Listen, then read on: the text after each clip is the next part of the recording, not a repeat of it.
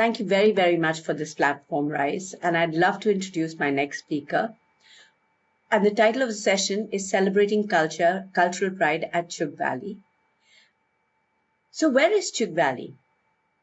Chug Valley was once a place where when you were seen from Chug Valley, the locals would think of it as a slur. Being called a Chugpa was considered a slight. This is what Nishant Sinha, who's my next speaker, refused to accept. He decided to do the unimaginable. He invited the world to celebrate at Chug Valley, to participate in their dances, to walk their unseen trails, to celebrate their culture and their crafts while sipping chang. Everyone who went there fell in love with the scenic valley, and social media went abuzz. Today, the Chugpas, the locals, proudly embrace their identity. So let's take a trip to this hidden valley through the eyes of Nishant Sinha. But before that, let me introduce you to Nishant. Nishant's love for travel was seeded by his mother.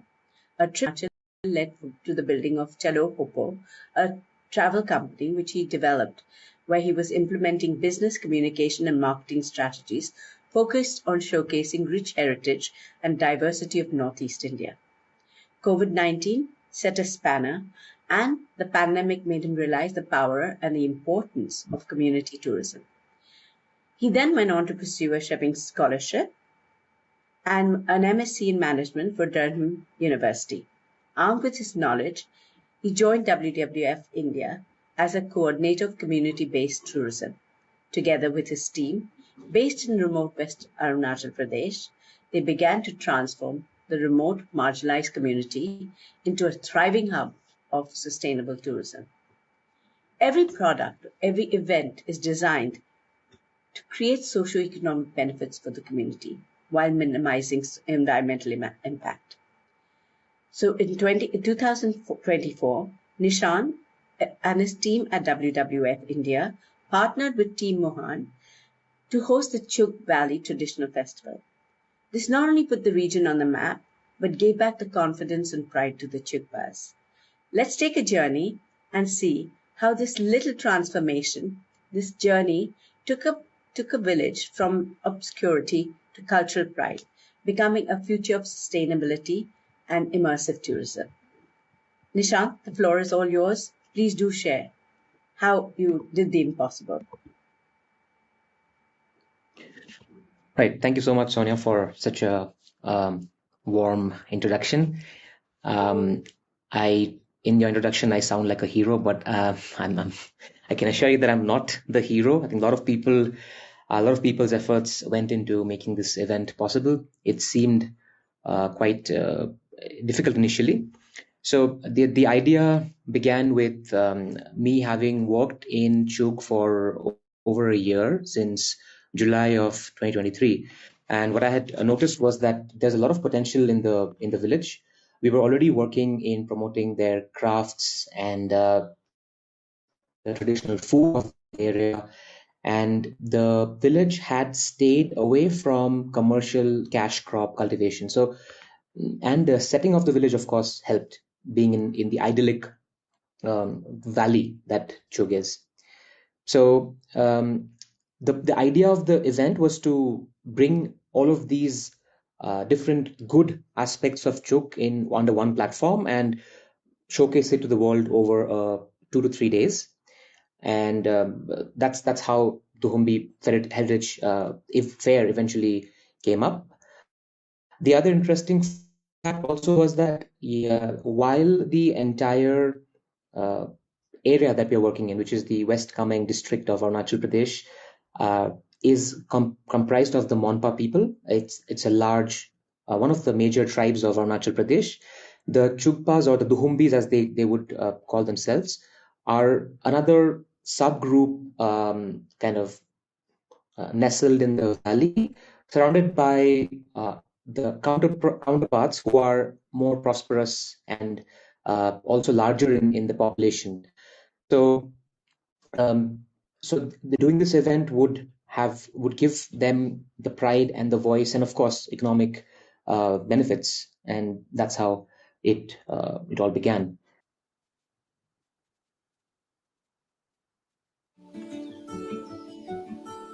My connection with Arunachal started in 2016 when I hosted a campsite at the Zero Festival of Music.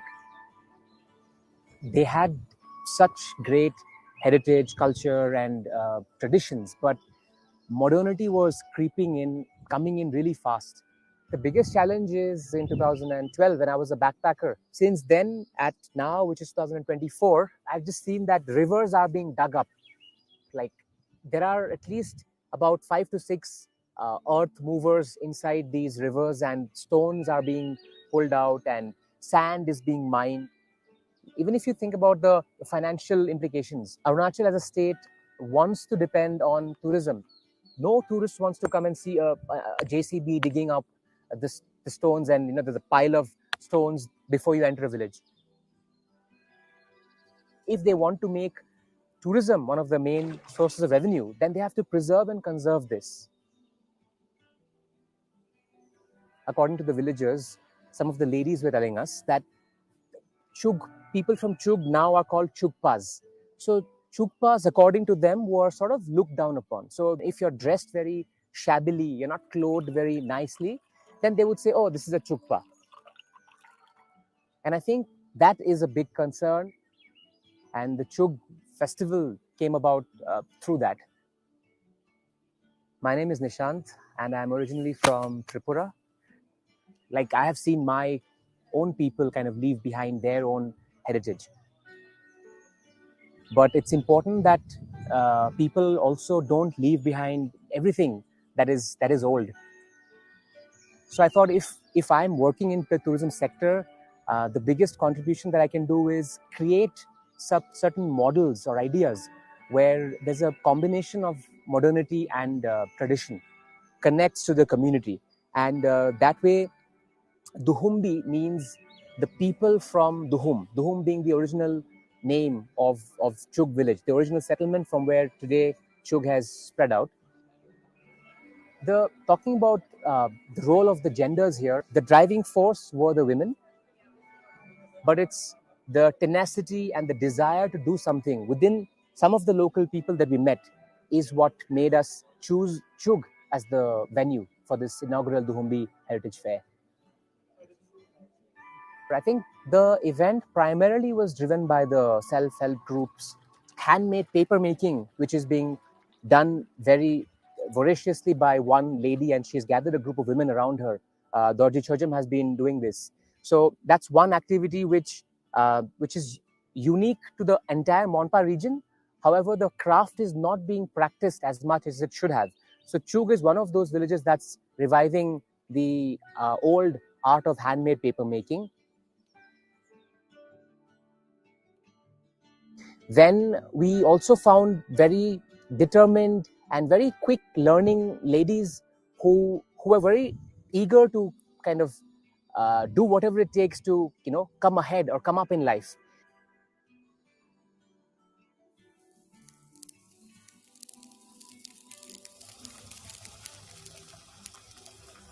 So when you're taking a flight or taking a train or taking a car and traveling to these remote places, there is no way that it is sustainable. However, what we tried to do during this event was focus on the fact that let's make it zero waste. In this region, I think zero waste being or creating an event that's zero waste, showing how it can be done is a critical factor. So all the stall designs and structures that we made, we wanted to ensure that the materials that are used here are 100% locally available. Create and use materials in the event which is as much as possible locally sourced, and that there is beauty in the natural materials that we're using. Even the ropes that were used were not jute ropes, they were not plastic ropes, nylon ropes, they were ropes which were barks of plant were kind of used, peeled to make those ropes. So that is the level of sustainability, and this idea was not ours. We just told them how to do it, and they went in the forest and they figured, okay, that's how they will tie the poles together.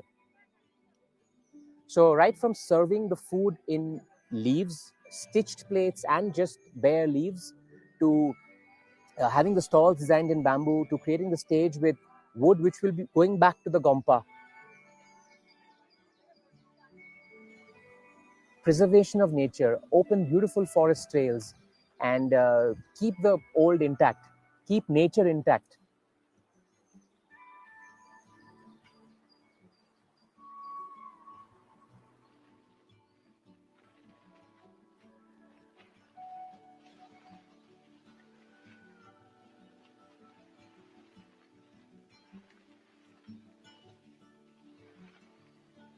You go into the village and you say, oh, I need people who can play traditional music and instruments, and they're just all there. It is a rarity. And I think in the process of trying to create the lineup, we have probably been able to give the youth and the elders an idea that, okay, their craft and their skills are still valued in today's world, and they should not leave it. Eventually, when we got all the 6-7 tribes of this area to have us to perform in Chug, it was a better way to have done this event. Even when tourists come in, regardless of the event, we want to see how can we bring in these musicians and craftsmen and artists, and have interactions with tourists, make them purchase things, make tourists pay for their to listen to them, etc. I think that's what the festival has tried to initiate.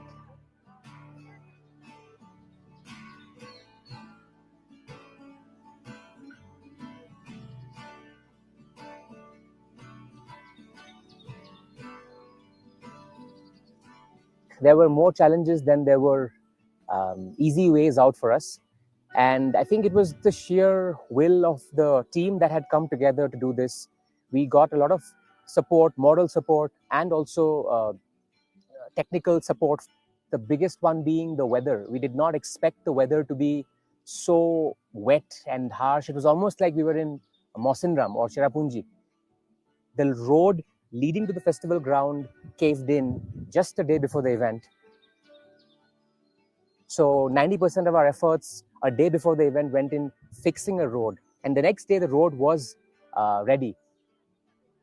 We wanted it to be attended by locals. We were not focusing too much on tourists coming from outside and attending the event, because Arunachal has plenty of festivals. Every other day there's an event. And where sustainability has just absolutely no space, this event's main purpose was to show how an event can be sustainable, how you can generate revenue, make it interesting for participants, for attendees, to make an event successful. So I hope that they take this away.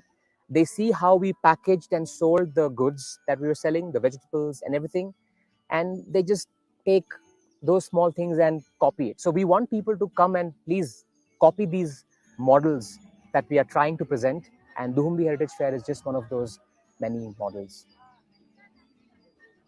Any business or any idea, its success is measured in terms of how big can it become or how much revenue it can generate. But I don't know if for Duhumbi Heritage Fair, ideally, I don't think the revenue generation or making it 3x or 4x every year should be the goal. The goal should be to keep it a niche affair, because one year that I have been here, I've seen the confidence increase. Duhumbi Heritage Fair is just one small project activity. It's activity number 2.3.7, which was originally designated to be a crop mela, a simple small crop mela. And we made it something completely different, an idea that a lot of people believed in and contributed in, which is the Muhan team, who are our event partners. The entire community was with us from day one. So that's how we could overcome these challenges. So I think when you really believe in what you're doing, somehow things come together, because other people can connect to that and they want to help you in whatever way possible.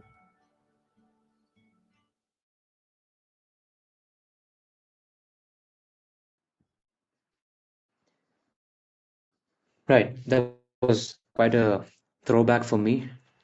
My hair is also gone now. Things have changed. But yeah, it was good to relive those days of the event. Okay. Can we have you join in, Arnab, please? Because you were very much a part of this.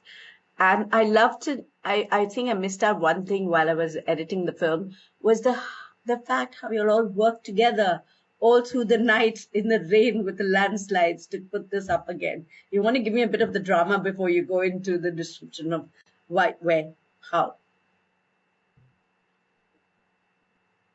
Did we just lose Nishant? No, thank you. Right. No. I'm here. Yeah, I don't know if we have any footage of that though, because I mean, there was just a, yeah, I think I would have probably died of a heart attack. I mean, I'm survived, so that's good. So yeah, I mean, I think until just the day, I think I was discussing with Arunav also, or the day before, and I was very happy to cancel it because I was completely panicking, and then Arunav and the team said, that, I mean, we should not back out because we should not back out basically. And that kind of made us, I mean, our team also feel like, all right, probably we can still pull it off. Yeah, I don't know if you have anything to add about that. I don't know. Yeah. The most interesting thing about the rain was that the community went to one priest, to pray that the rain stops. And I don't know if the priest was able to stop it maybe for some time till On the the second day, MLA. he did though. Yeah, First yeah. day, First day, yeah, till the VIP was coming, the rain had stopped. And after he left, it again yeah. started. So they did it. It did the purpose, fulfill the purpose at least. Yeah. I forgot about that. Yeah, it's a good reminder. I think you're on Sorry, mute. Sonia. I think you're on mute. I said, I remember calling up the team and saying, are you all going to be able to shoot today? Have you got a rain kit? Are you going to do the camera work? So Santosh tells me, don't worry, they've gone to our priest to pray. I burst out laughing on the phone, but I could see the footage that was shot. So it was a great experience indeed. And now I'm going to let you all both discuss the event and how you all pulled it off. So Nishant, please start. And Arnab, when you remember the other parts of it, please go Sure. ahead. Right. I think thank you, Sonia. So, I mean, I'll just jump to the challenges because I think the video had shown how the event looked, and we've already spoken about the conception and why the event was launched. The challenges were, I think, the first challenge was just explaining the idea itself to the community because they had not seen or participated in an event like this. That's where we also thought that we needed external help, and we got in Mohan to come in and basically explain how an event like this could be done because they had done something similar in North Bengal, and I think we switched to the first attempt was to get all the village people, like men, women, the entire villagers, but it seemed a little too difficult in the first attempt. So we resorted to connecting with the ladies and specifically the women from the self-help groups, which is a format under the National Rural Livelihood Mission of the Government of India, where women are grouped into informal groups and they have, like loans, etc. And they do like it's an informal group, but with some sort of formalization. So we started working with the women, and they became the flag bearer for the event. And I think expectation also maybe from our end was a little too much that just in the first attempt, the community would participate or understand what their role would be. And I think that gap was filled out by different experts. So Mohan was definitely one of the key partners that we had. We also had some great like-minded architects from Sikkim and from Assam, the nearest town from where the event happened. And I think coming together of all these different groups of the event possible. I don't know if you have any thoughts, because you were there, I think, explaining when I was there. What did you feel the challenges were um, in the process? Yeah. Like Nishan was saying, it was first time something like this was happening in Chug. So yeah. Challenges wise, I feel one of the most important challenge was that the community, for them it's something very new, and it took a little bit time for them to understand. And I feel the whole thing was designed in a very minimal way, in a in a very different kind of a setting, which not the usual form of fairs or festivals, what they know, the community knows, because the design was so different, everything. So that was there, and I feel getting everyone on board to come together voluntarily, and do something beyond short-term expectations. That was another, I feel significant challenge that we were facing. But eventually, I feel a lot of things came together, and I feel for a first time, the festival was very successful, and lot of people were actually doing good work in the community. I feel it gave more validation to those people as well, and some new leaders also came up after the festival. So I feel those are the certain positives that came out from the challenges. And of course, the weather was there. It was really, really unexpected for us, the difficulty that the weather created, but still we did it. That is a very, very good part of it, that we continued with the festival.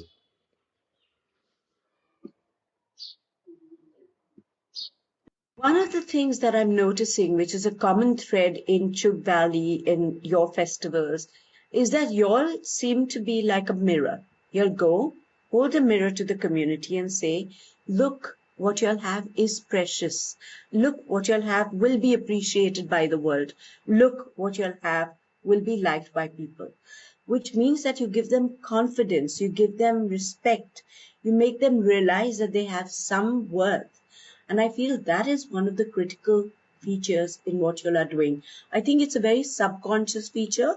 Maybe you'll have not realized it. And I think even when I was writing the script and I was writing the questions, I felt this was an overarching thing. You're not just creating livelihood or sustainability or cultural impact, or you're actually telling a community, hold on, what you have is precious. Let us put it out there and you see how the world reacts. And then you bring the world to see, and you are balancing it in a very unique way that the world is reacting positively. Can you talk about this paradigm that you're consciously or subconsciously creating?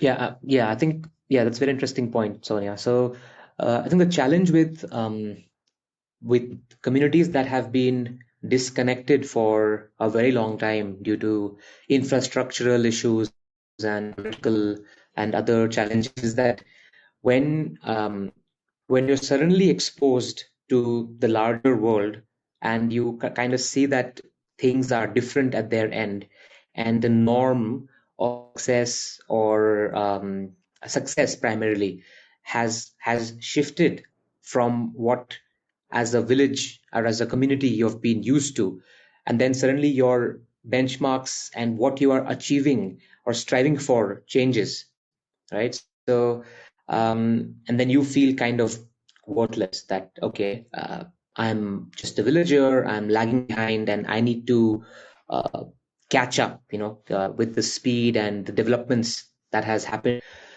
during the time that we were disconnected.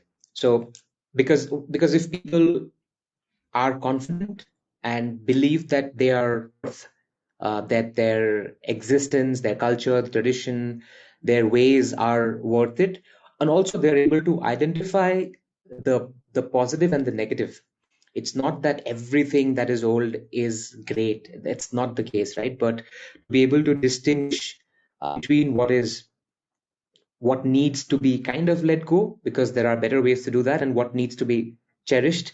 That only comes in when you have a high self-worth. So I think, probably what you said is correct. Indirectly or directly, that these kind of projects instill that in the people. I said I've seen that with the communities, because we were filming the Totapara community initially, and then we actually went and we kind of did another meeting with them post the event, and we could see a world of change. Waste management.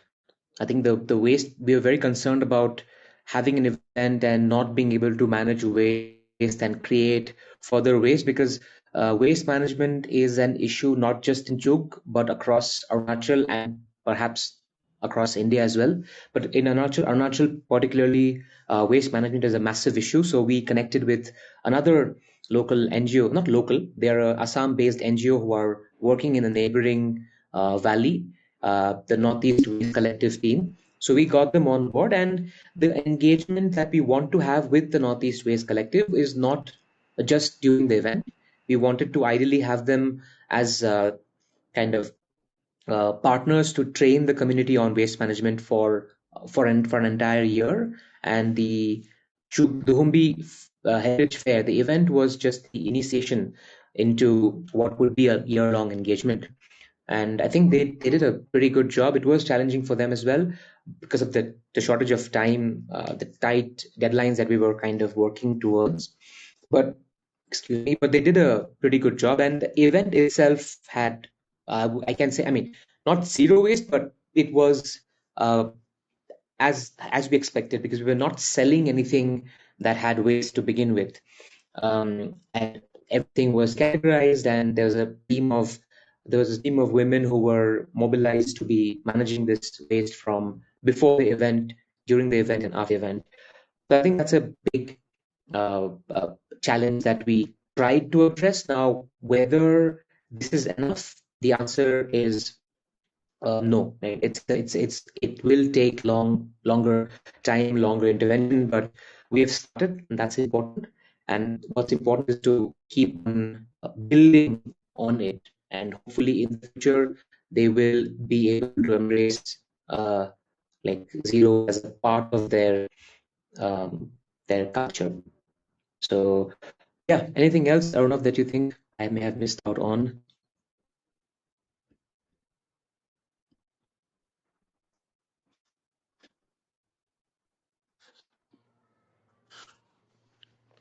I think what I Soniya lost was, people, or I'm just lagging my network.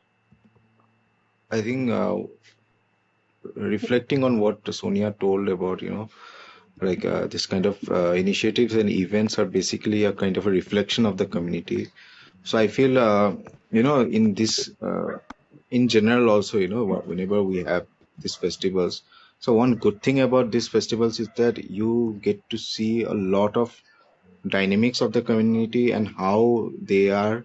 And it's for us also, people who are working with the community, it's a very good point to understand a lot of things, in a very concise time, and in a very short time, you can see a lot of things going on, and you can understand. And for the community also, they understand ki, these are the dynamics, and these are the things, and these are the challenges that we have to cope up with to grow as a community. So I feel that is very true, and just wanted to acknowledge that.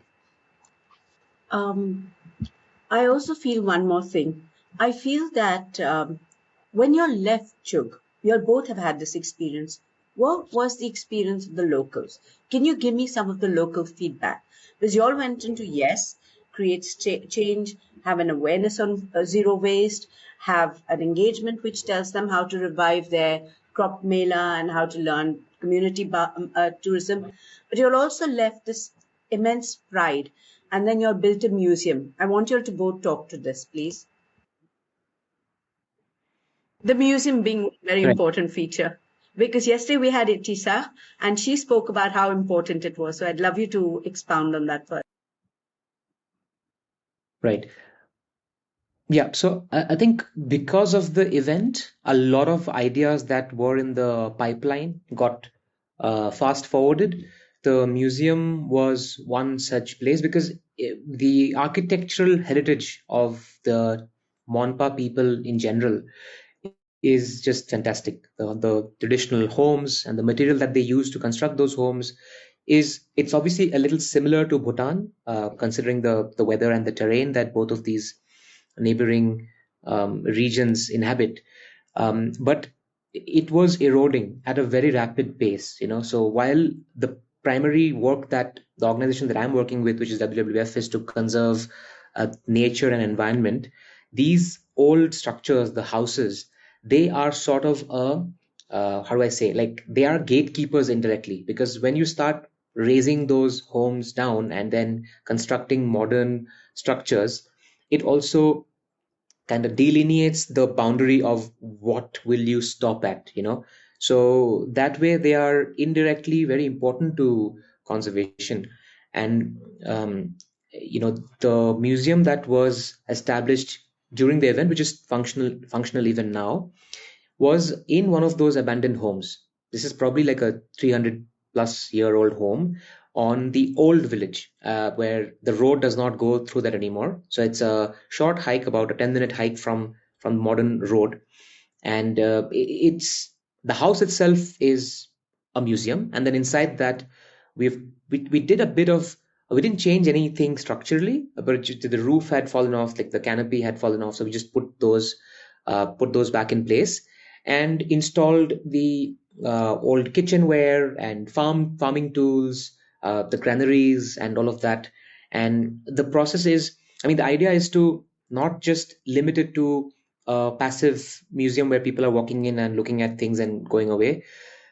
The ideal plan is that as a village, they should start using this as a center for reviving their cultural heritage. For example, the girl who's taking care of the museum right now, she mentioned how when she was young, they would hear stories. The old man would have this traditional the book, and he would read stories to the children. They would look forward to that happening twice a month. So we suggested that, okay, now that's stopped, but the museum, because it gives you the space, it should be recreating that. So while tourists are coming in and the revenue is being generated through tourists engagement, visitor engagement, it is important that the local community is using that space as well to keep their culture alive. So that's the next step in the museum, as a part of the museum's journey. And similar to the museum, there's also the handmade paper making craft center, which we also tried to give a bit of infrastructural kind of what do you call it, better infrastructure too, because that is a old heritage sort of an art practice that also needs to be alive. So yeah, and I think people have taken well to the museum. Museums are generally boring for the majority, but because it's located also in such a beautiful viewpoint, like the panoramic view that you get once you reach there. So even if you're not interested in the museum per se, you would still take that walk and you would still end up doing that. And in that process, subconsciously, people kind of gain a bit of knowledge, and the villagers see the worth in their old stuff. Yeah, I don't know if anything, please. You hit the nail on the head, because when we had just finished with them and gone to the valley, Santi Valley, one of the locals mentioned, we should do a museum because we have never documented our heritage. And so it's really critical. It's become a central point, not because I want to have a Me Too, is because this is a documentation of our culture. So it's suddenly become really critical for all the other communities. When such a small, like how you described it, was almost organic, but in reality, the impact was much, much larger. Sorry, Arna, please go ahead, and then I have one more question. No, I mean, yeah, Nishant told most of the things, and I think one thing, like you told Soniya, so a lot of people from from not just Chuk but neighboring places as well, especially the idea of damus, like a lot of people are appreciating, and I mean, this will, like, I think, popularize more people adapting to local foods as well, and including it in tourism, and especially in other places, like Sangti and all these places where tourism is already very, popular. So I feel they are also, understanding the ideas and concepts. So I feel for a lot of local communities, this has been a very inspirational. There is a background of cultural tourism and community-based tourism for both of you. So as this is the tour segment, I would love to know what are the top 5 or 10 picks that both of you have from your region? From your region where you're working, Arnab, and from your region, Nishant, the Chug Valley. You want to go first, Ronav?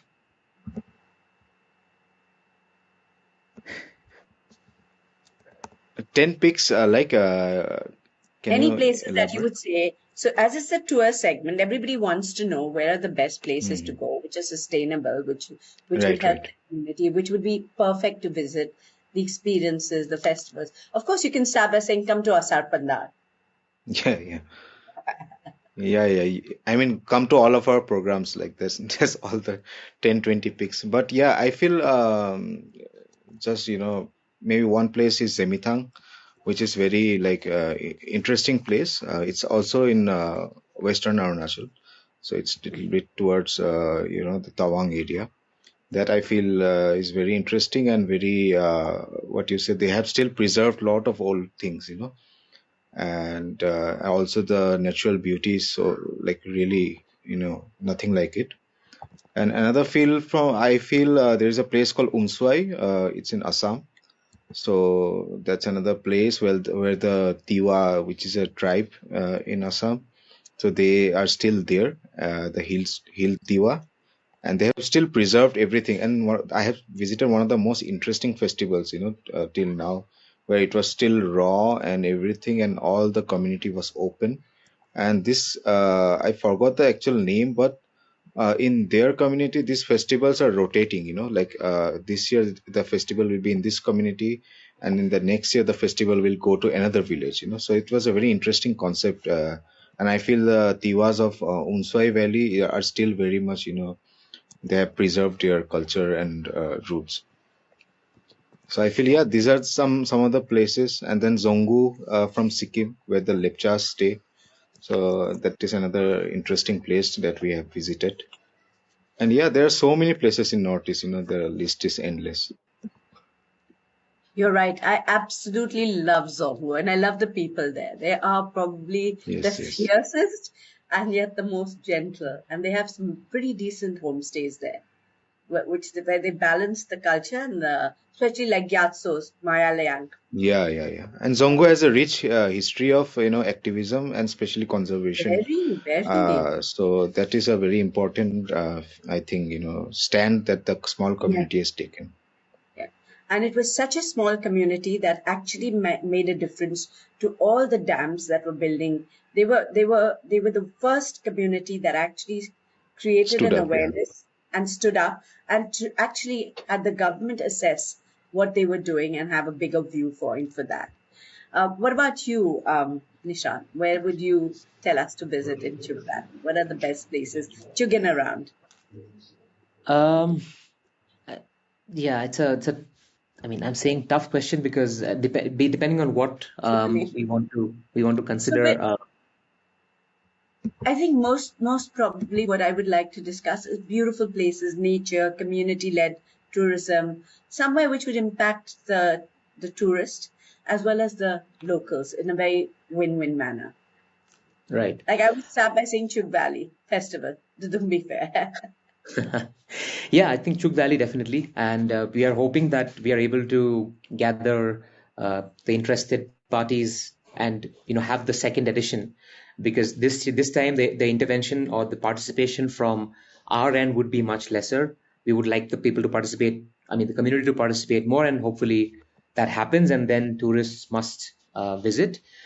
Zemithang, I would say again, but I don't know if took that away. But Zemithang is an area that we are, again, WWF is working in very. I've just come back from there today, so it's very far. That is one of the challenges. The airport, the nearest airport, which is Tezpur Airport, when that starts functioning again, it will reduce the travel distance. Zemithang is at this point very. It's open to however.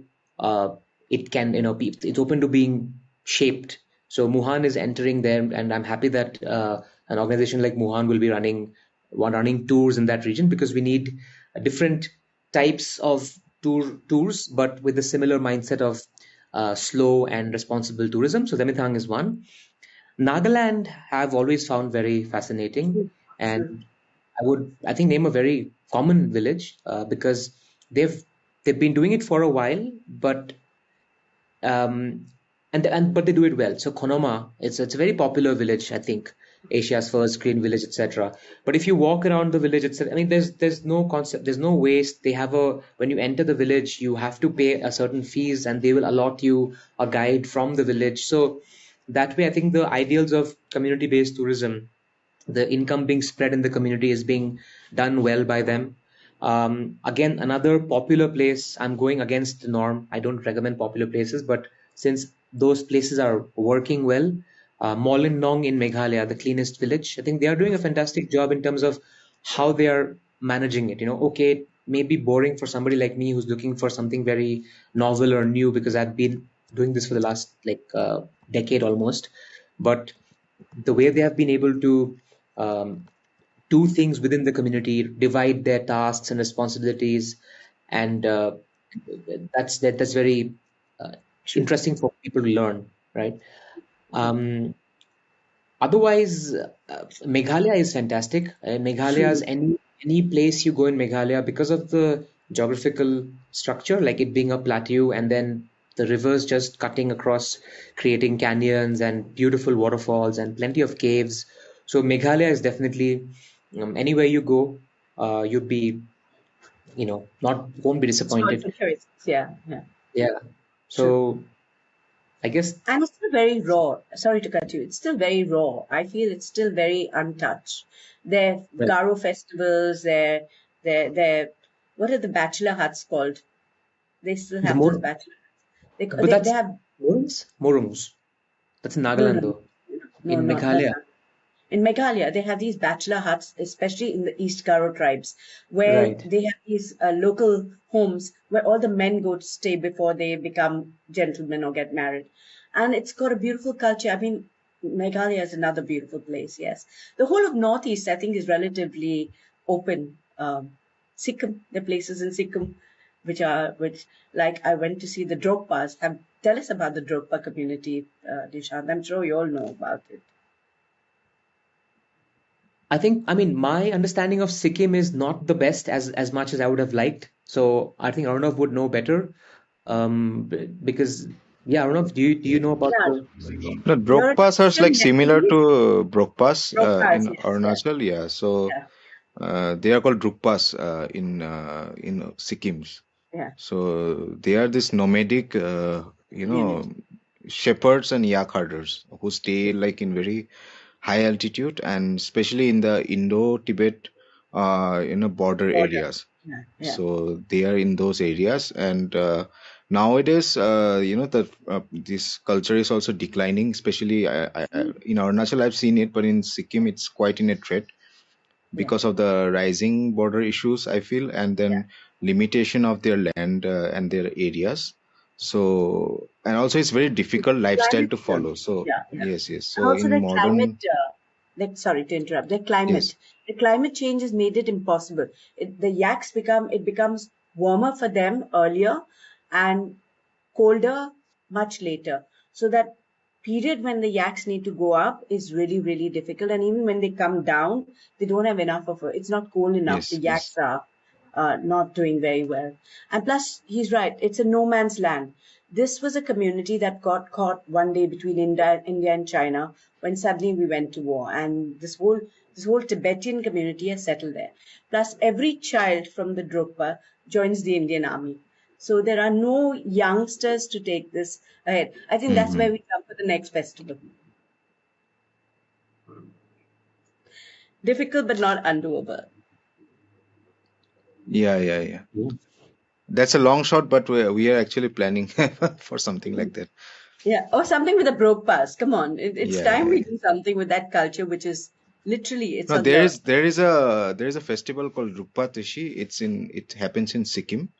It happens okay. in North Sikkim. So where all these yak herders they come together, they bring their yaks, and then there is a kind of a festival. So it's very interesting. We are planning actually to maybe promote it this year, but it's quite difficult to reach that place, and Yeah, I agree logistically, with you. yeah, it is quite Logistically, challenging. it's a nightmare. Yes, you're right Yes, about yes. that. And it's so cold. It's so cold. Thank you for the wonderful company. Thank you, and please Thank keep you so doing much. the brilliant work that you all are both doing. Best wishes, and I think the next festival is where we'll all be. You have a nice day. Thank you for your time. Thank you. Thank Thank you.